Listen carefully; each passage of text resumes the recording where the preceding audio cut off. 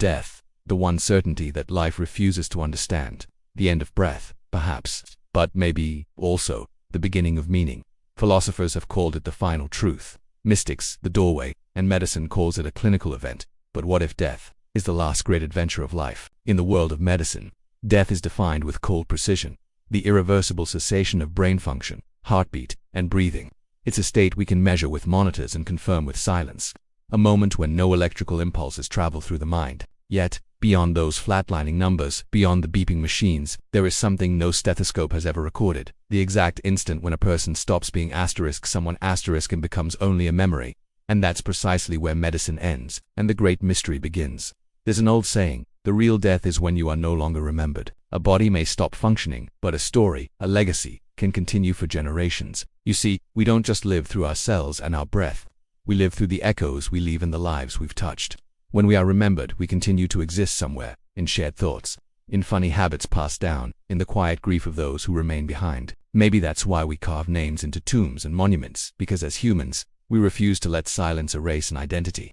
The poet, Mario Quintana, once wrote what he wanted on his own imagined tomb, "I am not here."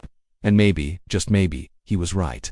The body may rest beneath the earth, but what we were essence, our impact escapes the confines of the soil. From the very beginning, every civilization has built its most profound beliefs around this invisible border.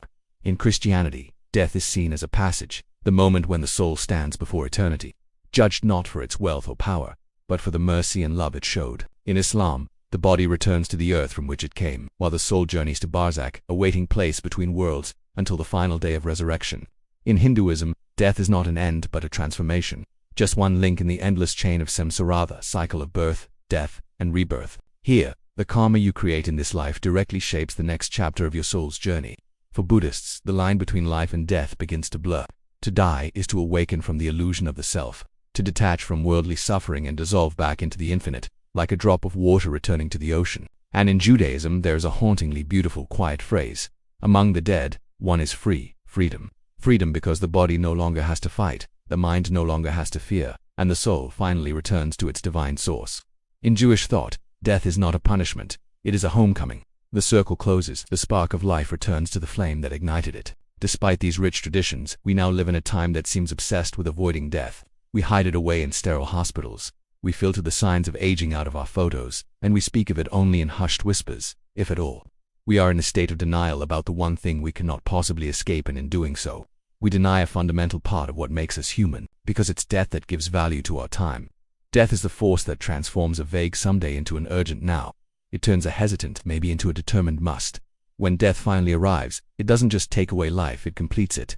It's the final punctuation mark that gives meaning to the entire sentence of our existence. Without that final period, life would just be a long, rambling phrase that never ends, and ultimately, never really says anything at all. So perhaps we shouldn't fear death itself, but instead, fear a life that leaves no trace, a life lived so quietly that it leaves no echo behind.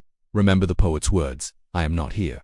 And yet, here we are, still reading him, quoting him, remembering him. He is not here, but he is. Because the real death, the one we should truly fear, is not being remembered. And perhaps, in that sense, no one who has truly lived ever really dies.